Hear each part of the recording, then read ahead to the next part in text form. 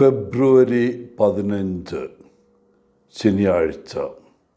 മാർക്കോസ് 8:1-10 വരെ വാക്യങ്ങൾ. ഇന്നത്തെ സുവിശേഷ വായനയിൽ പരസ്പരം എങ്ങനെ സ്നേഹിക്കാമെന്ന് യേശു നമുക്ക് ഉദാഹരണങ്ങൾ നൽകുന്നു. യേശു വീണ്ടും ജനങ്ങളെ പഠിപ്പിക്കുകയാണ്. യേശുവിൻ്റെ പ്രസംഗം കേൾക്കാൻ ഒരു വലിയ ജനക്കൂട്ടം തടിച്ചുകൂടിയതായി മാർക്കോസ് എഴുതുന്നു. ദിവസം കഴിയുന്തോറും ആളുകൾക്ക് കഴിക്കാൻ ഒന്നുമില്ലാത്തതിനാൽ യേശു ആശങ്കാകുലനായി.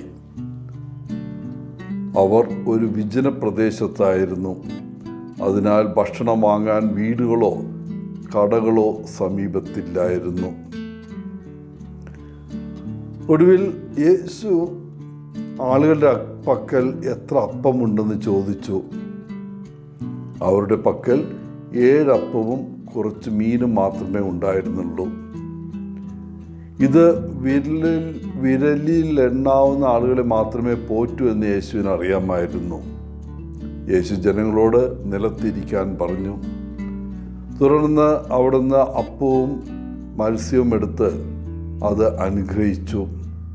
തുടർന്ന് തൻ്റെ ശിഷ്യന്മാരോട് അവ ജനങ്ങൾക്ക് വിതരണം ചെയ്യാൻ ആവശ്യപ്പെട്ടു.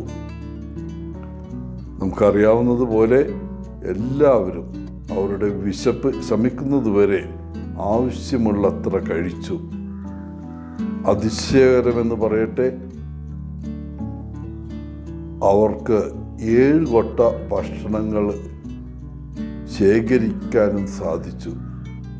ഇതെങ്ങനെ സംഭവിച്ചു? നമ്മുടെ ജീവിതത്തിൽ മതിയാകില്ല, അല്ലെങ്കിൽ ശരിയാകുന്നില്ല എന്ന് തോന്നിയ ഒരു സമയം ഓർക്കുന്നുണ്ടോ? ആവശ്യത്തിനില്ല. സ്നേഹം, ഭക്ഷണം, സമയം, വിഭവങ്ങൾ, സ്ഥിരമായ ജോലി, അല്ലെങ്കിൽ മറ്റുള്ളവരിൽ നിന്നുള്ള പരിചരണം, ഇവയെല്ലാം കുറവായിരിക്കാം. ആ സമയത്ത് നിങ്ങൾ എങ്ങനെയാണ് പ്രതികരിച്ചത്?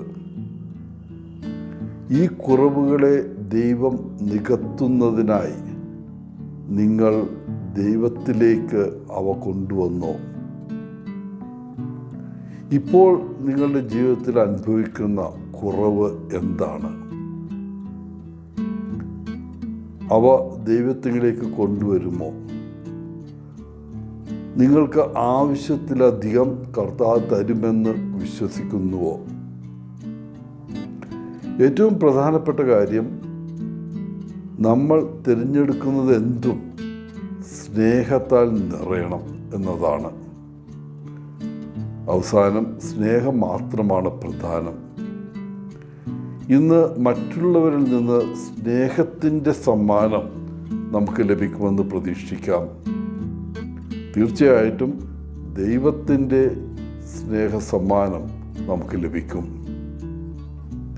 പ്രിയപ്പെട്ടവരെ, യേശു നമ്മോട് കരുണയുള്ളവനും ഉദാരമതിയും ആയിരിക്കുന്നത് പോലെ മറ്റുള്ളവരോട് ഉദാരമതിയും കരുണയുള്ളവനും ആയിരിക്കാൻ നമുക്കും പഠിക്കാം.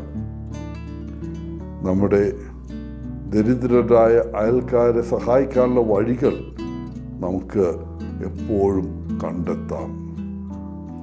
എല്ലാവർക്കും നല്ലൊരു ദിനം ആശംസിച്ചുകൊണ്ട് ഒത്തിരി സ്നേഹത്തോടെ പോളച്ചൻ CSSR ഫ്രം ബാംഗ്ലൂർ.